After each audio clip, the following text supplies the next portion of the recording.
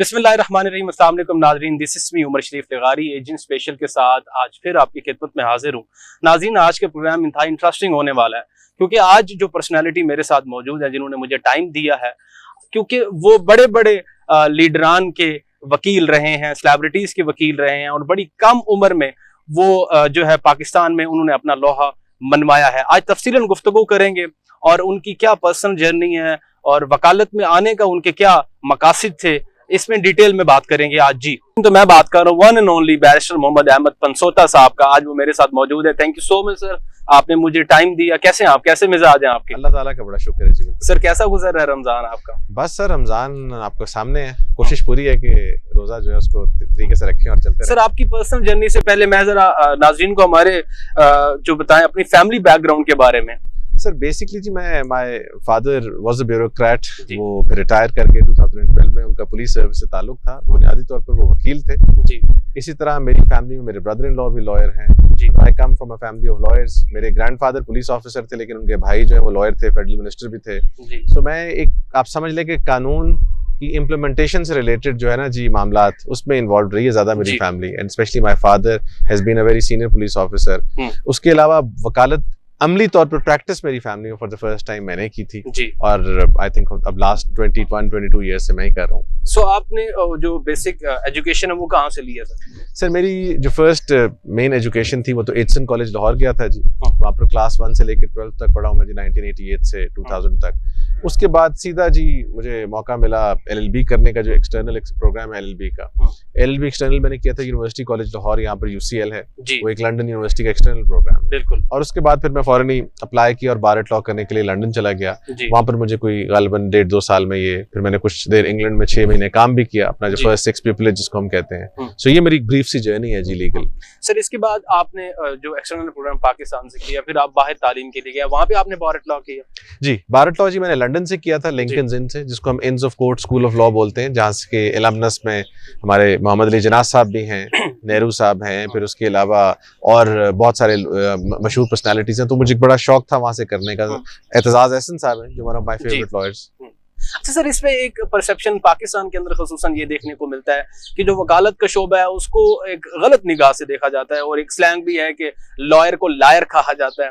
तो आपके वालिद साहब भी वकील थे, चाहे कि अगर वो रिगार्डलेस ऑफ के वो प्रैक्टिस नहीं करते थे, फिर आपने प्रैक्टिस की, तो इस शोबे में आना, क्या आज आपकी कोई रिग्रेट है आपको कि ये शोबे में मैं ना आता या इसमें ज्यादा मेहनत करनी पड़ती है एज कम्पेयर टू दूसरे प्रोफेशंस में?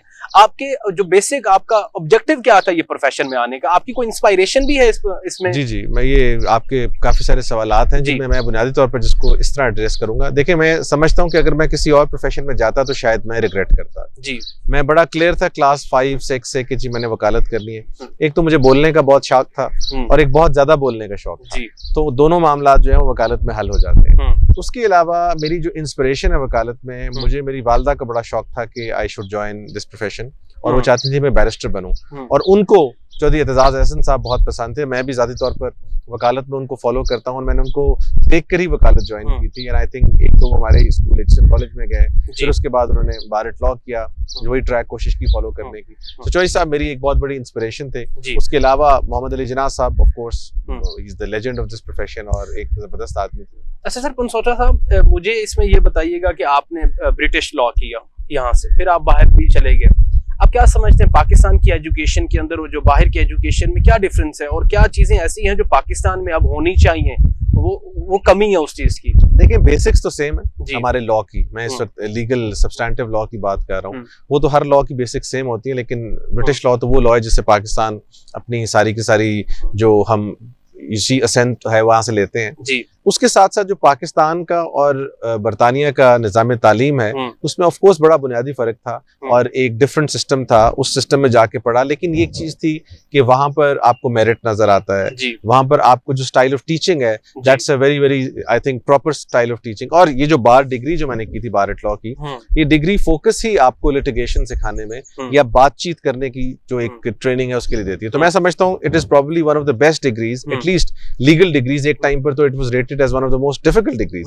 सो उस सारे हिसाब से मैं देखता हूँ कि ये बहुत एक मुनासिब डिग्री है स्पेशली उस वकील के लिए जिसने आके अदालत में बात करनी है, बहस करनी है या ज्यादा लिटिगेशन करनी है। और मैं जाती तौर पर, no offense to anybody else, पर मुझे पर्सनली लिटिगेशन बहुत ज्यादा पसंद है और मैं समझता हूँ कि एक वकील की जो सही तारीफ है वो लिटिगेशन है। बाकी तमाम जो फैसेट्स हैं इस प्रोफेशन के वो भी बड़े काबिल एहतराम है, बट मैं अपनी अगर बात करूँ तो मैं समझता हूँ कि लिटिगेशन और अदालत में बोलना जो है इस प्रोफेशन का एक बहुत बड़ा एक इसका जो है आपकी आइडेंटिटी है। अच्छा सर, इसमें मुझे एक चीज बताएं कि आपने बार एट लॉ की बात की, और ये भी हमें एज ए लॉ स्टूडेंट, मैं खुद भी लॉ का स्टूडेंट हूँ, तो ये सुनने में मिलता है कि जो एलएलएम है वो आपको एकेडमिकली स्ट्रॉन्ग करता है और बार एट लॉ जो है आपको लिटिगेशन के अंदर आपकी जो प्रोफेशनल स्किल्स हैं वो आपको उसमें ग्रूम कराता है। अच्छा, जो यूके का बार एट लॉ है, बस यूके का ही तो बार एट लॉ है, वहां पे जब बैरिस्टर बन जाता है तो फिर वहां पे प्रैक्टिस करता है बंदा। लेकिन पाकिस्तान के अंदर ये भी रूमर्स होते हैं कि पाकिस्तान के अंदर जो लोग बैरिस्टर्स कहलवाते हैं उसमें से 99% जो बैरिस्टर्स हैं वो बैरिस्टर्स ही नहीं है, वो रजिस्टर्ड बैरिस्टर नहीं है। जरा इसमें काइंडली मावनत फरमाएं मेरी, आप भी रजिस्टर्ड बैरिस्टर है कि नहीं है सर? नहीं जी, जो मेरी आखिरी इतला है उसके मुताबिक तो मैं रजिस्टर्ड ही हूँ, डिग्री भी की हुई है जी। और अच्छा, ये जो आपने 2-3 बातें पूछी, एक तो है कि लोग इस टाइटल को मिसयूज करते हैं जी, बहुत सारे वकला के साथ ये टाइटल एसोसिएट किया जाता है, वो बात अपनी जगह दुरुस्त है। फिर इसके अंदर एक और टेक्निकल प्रॉब्लम है, वो ये है कि अगर आप इंग्लैंड से क्वालिफाई करके आए तो पाकिस्तान में आके आप बैरिस्टर लिखते हैं, बट इंग्लैंड में आप नॉन प्रैक्टिसिंग बैरिस्टर होते हैं जी। सो अब वहां पर भी कवानीन चेंज हो रहे हैं कि आप वो यूज नहीं कर सकते अगर आपने प्यूपिलेज करके वहां पर ट्रेनिंग कॉन्ट्रैक्ट नहीं किया, प्रैक्टिस नहीं की। सो वो एक दूसरा बुनियादी फर्क है। एक तो वो है जिस तरह कई लोगों ने अपने नाम के साथ डॉक्टर लिखा हुआ है, पीएचडी डॉक्टर्स हैं, नहीं है, वो एक सेपरेट इशू है। लेकिन मेरी जहां तक है, मैंने डिग्री की है जी, उसके बाद फर्स्ट 6 प्यूपिलेज भी की है जी। पर इंग्लैंड के निजाम में अपने आप को रजिस्टर करने के लिए आपको ट्रेनिंग कॉन्ट्रैक्ट करना पड़ता है, वहां प्रैक्टिस करनी पड़ती है। वो ऑफ कोर्स पाकिस्तान के 99% जो बैरिस्टर्स हैं वो नहीं होते, तो फिर हम आके by virtue of my degree I am using that title. अच्छा सर, आपने फिर प्रैक्टिस भी की यूके में? जी सर, मैंने 6 महीने प्रैक्टिस की। वहां पर एक एडवर्ड इस्माइल सोलिसिटर्स थे, इमिग्रेशन प्रैक्टिस थी, बाय एंड लार्ज अदालतों में जाके जो इमिग्रेशन रिलेटेड मैटर्स होते हैं उनको आर्ग्यू करना, और बड़ा एक दिलचस्प I believe was part of my life. तो फिर पाकिस्तान आने की क्या वजह थी? Sir, I was very clear जब से मैं गया था कि मैंने वापस पाकिस्तान आना है। एक तो I was the only son, so I am the only son, so उस वजह से मेरे लिए इंपॉर्टेंट था कि पाकिस्तान आना, पीछे फैमिली को छोड़ा नहीं जा सकता था। दूसरा, मैं समझता हूँ कि विलायत हो, अमेरिका हो, कहीं हो, आप जितना मर्जी टाइम स्पेंड कर लें इस प्रोफेशन में, you can not be a first rate citizen, you have to, you know, generally you are termed as a second rate citizen. तो आप उस तरह तरक्की या आपकी जो प्रोफेशन के अंदर ग्रोथ है वो नहीं होती जो पाकिस्तान में होती है। पाकिस्तान में अनफॉर्चुनेटली इस प्रोफेशन के साथ एक चीज एसोसिएटेड है कि जी मेहनत नहीं करते लोग, और गालिबन एक वकला का एक बड़ा नेगेटिव इमेज है, मैं उससे बिल्कुल डिसएग्री करता हूँ। पाकिस्तान की साइजेबल जो वकला की पॉपुलेशन है वो बहुत मेहनती है, काम करते हैं। इस काम के अंदर मसलन लेट्स से आजकल रमजान है, रमजान में मैं समझता हूँ सबसे मुश्किल कामों में से एक काम है सारा दिन अदालतों में फिरना, बोलना, मुंह खुश्क हो जाता है, मेहनत करना, किताबें पढ़ना, जजों को कन्विंस करना। तो ये कोई आसान काम नहीं है जिसको बड़ा इजीली कहा जाता है कि जी वकला ये करते हैं, वकला वो करते हैं। आप किसी प्रोफेशन को उठा लें, डॉक्टर्स का हो, पुलिस ऑफिसर्स का हो, कोई प्रोफेशन हो, उसमें हर there is bad fish in that profession, but उसका मतलब ये नहीं होता कि जो बुनियादी उसका जुज़्व है, जो मेन लोग हैं जिससे वो आइडेंटिफाई होते हैं, वो लोग जो है वो मेहनत नहीं करते। अच्छा सर, इसमें हमने पहले बात की एजुकेशन के हवाले से, पाकिस्तान और फॉरेन कंट्रीज की जो एजुकेशन है, अगर खासतौर पे लिटिगेशन के हवाले से बात की जाए तो जो यूके में आपने कुछ मंथ्स वहाँ पे प्रैक्टिस की और जो पाकिस्तान में आप प्रैक्टिस कर रहे हैं, क्या डिफरेंस समझते हैं और कौन से ऐसे प्रोफेशनल एथिक्स हैं, लीगल एथिक्स हैं जो पाकिस्तान में होने चाहिए जो आपने यूके में देखे हो? ये आपका बड़ा इंटरेस्टिंग सवाल है जी। यूके में जो चीज किताब में लिखी हुई है वो काफी हद तक आपको होती हुई नजर आती है। मसलन एडजर्नमेंट्स के ऊपर बड़ी क्लियर पॉलिसी थी, बल्कि मुझे याद है कि जब मैं एक लॉ फर्म के साथ काम कर रहा था तो उन्होंने मुझे एक दिन कोर्ट में भेजा, तो मैंने कहा जी मैं सुबह एडजर्नमेंट ले लूंगा, एंड दे सेड वो आप कैसे लेंगे? मैंने कहा जी कोई प्रॉब्लम नहीं। मैं कोर्ट में गया, मैंने जाके कहा जी मेरी विटनेस स्टेटमेंट प्रिपेयर्ड नहीं है तो मैं कल को सबमिट कर दूंगा। तो जज जो मेरा केस सुन रहा था उसके लिए इस चीज को अंडरस्टैंड करना या कॉम्प्रिहेंड करना इतनी मुश्किल थी कि एक वकील ने आके कहा मैंने एडजर्नमेंट लेनी है। वही एडजर्नमेंट जो है वो पाकिस्तान में बहुत इजीली मिल जाती है। हमारा निज़ाम ऐसा है, हमारे वकला भी, जजेस भी बड़ा इतने रिलक्टेंट नहीं होते उस पर। सो एक तो बुनियादी फ़र्क है ये। सेकंड बुनियादी फ़र्क ये है कि वो जो वहाँ पर निज़ाम है जुडिशल प्रेसिडेंट का, जो कवानीन वहाँ पर राइज हैं या जो जजमेंट्स मौजूद हैं उनको बड़ा स्ट्रिक्टली फॉलो किया जाता है। नया कानून डेवलप करने का इतना वहाँ हमारे जजेस को जिस तरह शौक है वहाँ शौक नहीं है। पिच से बाहर निकल के खेलने का शौक नहीं है, जिसको हम एक्सपेंशन ऑफ जुरिस्डिक्शन कहते हैं, वो जरूर है बट वो अपने कन्फाइंस के अंदर है। और बेशतर चीजें हैं जिसमें बहुत ज्यादा चीजों का फर्क है। सो पाकिस्तान का जो प्रोफेशन है ऑफ लॉ वो मैं कहता हूँ तो बड़ा इंसिडेंटल है, बड़ा आपके लिए एक अचानक it just happens to you.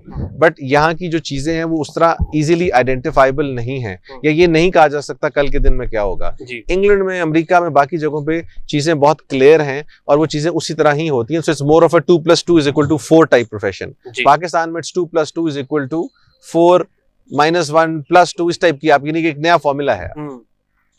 अच्छा सर, इसमें आप फिर कब पाकिस्तान वापस आए? सर मेरी पाकिस्तान में वापसी हुई जी, मैं 2004 में मैंने बाहर किया था। 5 के एंड में अराउंड दिसंबर में मैं आ गया। तो फिर आपने 5 में जब प्रैक्टिस स्टार्ट की तो आपने जो वकालत का स्टार्ट किया तो फिर क्या इंडिपेंडेंट प्रैक्टिस की या किसी चैम्बर से जो एसोसिएट हुए, इसमें काइंडली जरा बताइएगा। LLB सर मैंने 2003 में कर ली थी। उसके बाद मैंने वकालत शुरू कर दी थी इजाजुल एहसन साहब के साथ, जो बाद में सुप्रीम कोर्ट के जज रिटायर हुए। फिर मैं बीच में 1 साल 1.5 साल के लिए 2 साल के लिए तकरीबन चला गया। वापस आके मैंने फिर उनको ज्वाइन किया और फिर मैंने कोई 2 साल वकालत की। 2007 में मैंने अपनी इंडिपेंडेंट वकालत शुरू कर दी और मेरे साथ एक मेरे पार्टनर हैं बैरिस्टर अहमद परवेज मलिक साहब। तो हम दोनों ने मिलकर एवर सिंस 2007 हमने इस काम को एज इट इज किया और आज की डेट तक वी टुगेदर अल्हम्दुलिल्लाह। फ्रेश लॉ ग्रेजुएट्स के लिए आपका क्या मैसेज है कि सबसे पहले अगर उन्होंने किसी चैम्बर में जाना है तो किन चीजों को, किन लवाजमात को देखना चाहिए, और इसके साथ साथ अगर किसी ने इंडिपेंडेंट प्रैक्टिस करनी है तो कम से कम कितने साल उनको अपने आप को जो वो चैम्बर के साथ एसोसिएट करके अपने आप को पॉलिश करना चाहिए? मैं सर लिटिगेशन पर बता सकता हूँ। सबसे पहले तो एक ऐसे चैम्बर को ज्वाइन करें, ऐसे चैम्बर में जाएं जहां पर काम हो और आपको काम दिया जाए। बड़ा चेंबर होना जरूरी नहीं है, ये ज्यादा जरूरी है कि आपको काम मिले, आपको मसरूफ किया जाए, नंबर 1। नंबर 2, ये बुनियादी तौर पर ऐसे चेंबर्स में पॉसिबल है जहां पर यूजुअली एक बॉस है, उनकी 2-4 की टीम है और वहां आपको काम मिलता है और उनका काम भी वेरिड हो और काम हो, ये नहीं है कि एक बेसिक सा काम। दूसरी बात ये है कि जो एक यंग लॉयर है, यंग लॉयर के लिए बहुत ज्यादा जरूरी है कि वो मेहनत के जज्बे से सरशार हो। वो ये नहीं हो कि जी मैंने आना है और वकालत को यूज करना है एज अ टूल। देखिए वकालत एक ऐसा प्रोफेशन, इसके बारे में कहा जाता है the profession of law is like not a bed of roses, because when there are roses there is no bed and when there is a bed there are no roses. इससे मकसद ये है कि जब आप कमाते हैं, आपका नाम बनता है, जब आपका एक प्रोफेशन में आपकी एक तकरीम बनती है, वो टाइम अर्ली नहीं होता, उस टाइम पे आप यंग नहीं होते, और जब आप यंग होते तो ये चीज नहीं होती। सो इन दोनों चीजों को जब आपने कपल करना है तो आपने बहुत सारा इसमें वेट करना है। बल्कि एक बड़ी एक वो हमारे प्रोफेशन में मजाहिया बात भी चलती है कि पहले 10 साल वकील कमाता नहीं और फिर आदी हो जाता है। बिल्कुल। सो मेरा कहने का मकसद ये कि आपको you have to wait a lot, जो कि हमारे यंगस्टर्स नहीं करते और वो जनरली ड्रिफ्ट कर जाते हैं लेफ्ट राइट, किसी प्रोफेशन में, किसी दूसरी जगह में। सो जो पैसे का शौक है या पैसे कमाने का शौक है वो ओवर पावर कर जाता है मेहनत के शौक को। ये अगर ऐसे करेगा तो आप कभी भी अपनी इस प्रोफेशन में नाम नहीं बना सकते। जी अच्छा सर, इसमें मुझे एक चीज बताएं कि जब आपने प्रैक्टिस स्टार्ट की, आप ज्यादातर किसका, क्रिमिनल सर करते हैं या सिविल या कॉर्पोरेट करते हैं, कौन सा आपने प्रैक्टिस ज्यादा? सर मेरी बुनियादी तौर पर इनिशियली तो मैं कहता था कि लिटिगेशन है और we were doing all sorts of litigation, but mainly civil, commercial, constitutional. मैंने बहुत सारी टाइप्स ऑफ लिटिगेशन की हैं, बट ऑफ लेट मुझे काफी टाइप ऑफ केसेस करने का मौका मिला जिसमें मेनली सिविल और कमर्शियल लिटिगेशन है। रिट जुरिस्डिक्शन में काम करने का मौका मिला, सियासी केसेस करने का मौका मिला जिसमें कॉन्स्टिट्यूशनल केसेस थे। सो बड़ी एक वेरिड किस्म की जो है ना जी मेरी वो प्रैक्टिस है। अच्छा सर, इसमें मुझे एक चीज बताएं, सर जज बनने का भी शौक रखते हैं कि नहीं रखते? सर मैं फ्रैंकली समझता हूँ कि जज जो है वो एक ऑनर है जो आप पर अगर बिस्टो किया जाए तो आपको उसको एक्सेप्ट करना चाहिए depending on what you feel.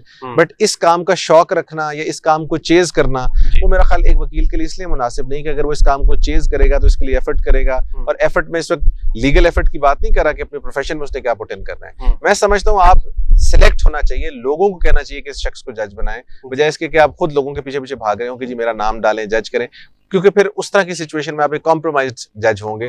वो मैं समझता हूँ कि नहीं है। वैसे जी frankly at this stage I love my profession, और मैं समझता हूँ कि एट दिस स्टेज तो मैं वकालत को हर चीज से ज्यादा एंजॉय कर रहा हूँ। सर अच्छा, इसमें पाकिस्तान में एक अलमिया ये भी है, एक वैसी कहावत है कि जज भी कभी वकील था, लेकिन वकील जब जज बन जाते हैं तो ये बेंच और वकला के दरमियान जो हमें एक बाजों का तसादुम देखने को मिलता है, जो ताल्लुकात बेंच और वकला के दरमियान है, क्योंकि आपने फॉरेन कंट्री के अंदर भी ये देखा कि किस तरीके से बेंच और वकला का जो है वो रिलेशन होता है, लेकिन पाकिस्तान के अंदर हमें देखने को मिलता है, खासतौर पे मैं बात कर रहा हूँ जो बार पॉलिटिक्स के अंदर अगर देखा जाए, जो बार के जो रिप्रेजेंटेटिव्स हैं, तो कोई भी मसाइल आए तो फिर ताले लगा दिए जाते हैं, स्ट्राइक होती है। आप भी स्ट्राइक को प्रमोट करते हैं, इस हवाले से आप क्या कहेंगे? देखिए सर, पहली तो बात ये है कि मैं जिस तरह स्टार्ट में कहे कि ये बड़ी गलत परसेप्शन बन गई हुई है लॉयर्स की, ये होता भी है, लेकिन इतना भी नहीं होता जितना इसको पोर्ट्रे किया जाता है। जिस तरह एक यूनिफॉर्म होता है वकील का या पुलिस वाले का, वो नजर ज्यादा आता है, लेकिन बहुत सारे लोग यूनिफॉर्म के बगैर बहुत कुछ करते हैं जो नजर नहीं आता।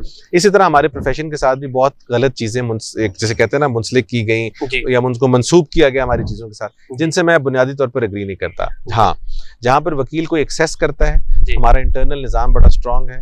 We have people like Mohammad Qayyum sahab sitting in bar council, जो कि बड़ा सही तरह इंसाफ भी करते हैं, उसको तरीके से किया भी जाता है, और जो वकील फिर भी करते हैं वो गलत करते हैं अगर कोई ऐसा काम करते हैं। बट जनरली स्पीकिंग ये आई थिंक ऐसी परसेप्शन जो है वो थोड़ी सी गलत है। जहां तक आपने जजेस की बात की कि पहले वो वकील होते हैं फिर अचानक जजेस बन के चेंज हो जाते हैं, फिर उनका एटीट्यूड भी चेंज हो जाता है। सर देखें, उसमें भी दो साइड्स हैं। एक साइड तो ये कि वो चेंज होना भी चाहिए और चेंज होना चाहिए फॉर बेटरमेंट, कि वो अच्छे लिसनर्स बनना चाहिए उनको, बजाय इसके कि आप ये पढ़ के हैं, आपने ये देखे, आप ये क्यों नहीं बात करते। वो वकील नहीं है, वो वकील से जज बन गए। जब तक वकील थे उनको पैसे मिलते थे बात करने के, अब वो जज बन गए, अब उनको सरकार तनख्वाह देती है आपकी बात सुनकर फैसला करने की। ये नहीं कहते कि आपके साथ आगे से बहस करें। दूसरी बात, बहुत सारे जजेस मैं हमेशा कहता हूँ जो बहुत ब्रिलियंट लॉयर्स होते हैं, व्हेन दे बिकम जजेस they refuse to listen to you, they are not very patient. वो आपकी बात सुनना नहीं चाह रहे होते, वो चाह ये रहे होते हैं कि जो उनको पता है उसके ऊपर आपके ऊपर थोपे या उस बात को इम्पोज करें। ये इंसाफ की जो तरसील है उसमें भी I think there is a strong impediment, और उसके साथ साथ जो इंसाफ की फराहमी है उसमें ये मुनासिब अमल नहीं है, क्योंकि अगर आप अगले की बात ही नहीं सुन रहे, दो लोग आपको बात बताने के लिए खड़े हैं, तो वो मुनासिब नहीं है। तो ये हमारे जजेस के साथ एक बड़ा प्रॉब्लम है और हम भी फेस करते हैं। But once again there are good जजेस एंड देन देयर आर जजेस जो आपको सुनना नहीं चाहते। उनको भी मैं आई नॉट कॉल देम बैड जजेस, बट वो प्री कंसीव्ड नोशंस के साथ बैठते हैं। सर अब तो ये भी देखने को मिलता है कि जजेस हजरात तो बार पॉलिटिक्स की कंपेन भी कर रहे होते हैं और बहुत सारी चीजें हैं। चले इसमें, अच्छा मैं इसमें अब ये पूछना चाह रहा हूँ बार पॉलिटिक्स के हवाले से आप क्या समझते हैं कि क्या बार पॉलिटिक्स की क्या रिस्पॉन्सिबिलिटी होती है? क्योंकि एक तरफ अगर पाकिस्तान में देखा जाए तो उसको गलत तरीके से पोर्ट्रे किया जाता है, और दूसरा सवाल मैं इसमें ये भी ऐड ऑन करना चाहता हूँ कि अगर अल्लाह पाक ने आपको मौका दिया किसी भी ग्रुप की रिप्रेजेंटेशन करते हुए, क्या बार पॉलिटिक्स में आप कदम रखेंगे फिर? देखिए सर, ये पहली बात ये है कि बार पॉलिटिक्स बड़ी इंपॉर्टेंट है। एक तो दुनिया का वाहिद हमारे प्रोफेशन में, पाकिस्तान की बात करूंगा, एक वाहिद अमल है जो हर साल अपने टाइम पर होता है और कभी भी इसमें प्रॉब्लम नहीं हुई, और जमहूरी अमल है। तो इसलिए मैं इसको समझता हूँ कि ये this is a correct way of finding out who your representative is, number one. Number two, ये इसलिए भी जरूरी है कि वकीलों की जो लीडरशिप है वो वकीलों के लिए बहुत लड़ती है, चाहे वो किसी ग्रुप की हो, किसी तरफ की हो, वो हमेशा वकला के राइट्स के लिए खड़ी होती है, जिसकी वजह से हम अपनी लीडरशिप के अंदर बहुत कन्फाइड करते हैं। हमारी लीडरशिप ऑफ कोर्स बड़ी स्ट्रांग होते हैं, बड़े पावरफुल होते हैं, और साथ साथ उनके ऊपर तनकीद भी की जाती है। लेकिन जो समझने वाली बात यह है कि पाकिस्तान के अंदर जब कभी अमली तौर पर कोई रेवोल्यूशन आई है, जनरल परवेज मुशर्रफ की हो या कोई भी हो, वो वकला ने लीड की है और वो वकला की लीडरशिप ने लीड की है, और इन्हीं लोगों ने पाकिस्तान के अंदर चेंज लाई है, सड़कों पे मारे खाई हैं। हम खुद लॉयर्स मूवमेंट में भी वो पार्ट ऑफ दैट, मैंने नई नई वकालत शुरू की थी। सो ये सारी की सारी इस लीडरशिप के थ्रू ही चीजें होती हैं। फिर आपने मेरे से सवाल पूछा कि if I get a chance तो मैं इसको करूंगा। देखिए, अभी तक तो मैं नहीं उस तरह पार्टिसिपेट किया, करना चाहिए। बहुत सारे लोग प्रेशराइज भी करते हैं कि करना चाहिए। उसकी वजह यह है कि अगर हम इस चीज को छोड़ देंगे and we leave it to others, फिर हम कंप्लेन नहीं कर सकते कि जी फलां ऐसे क्यों करता है, फलां ऐसे क्यों करता है। आप खुद आए, आके अमली तौर पर इसका हिस्सा बने और इस सिस्टम के अंदर उस हिसाब से चेंज लाएं। मैंने आपको मोहम्मद कयूम साहब की पहले भी एग्जांपल दी, और वो हमारे सिस्टम का एक खूबसूरत तरीन एग्जांपल है when it comes to bar politics, जिसने बार पॉलिटिक्स में आके अपनी रूट्स को नहीं छोड़ा, अपने प्रोफेशन को नहीं छोड़ा, पढ़ा भी रहे हैं, वकालत भी करते हैं और साथ साथ वकीलों की फलाह बहबूद के लिए काम भी करते हैं।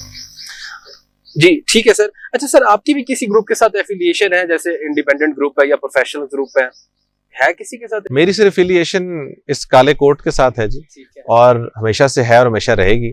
बाकी जहां तक मेरा राइट टू वोट है वो मैं किसी ग्रुप की बेसिस पर नहीं करता।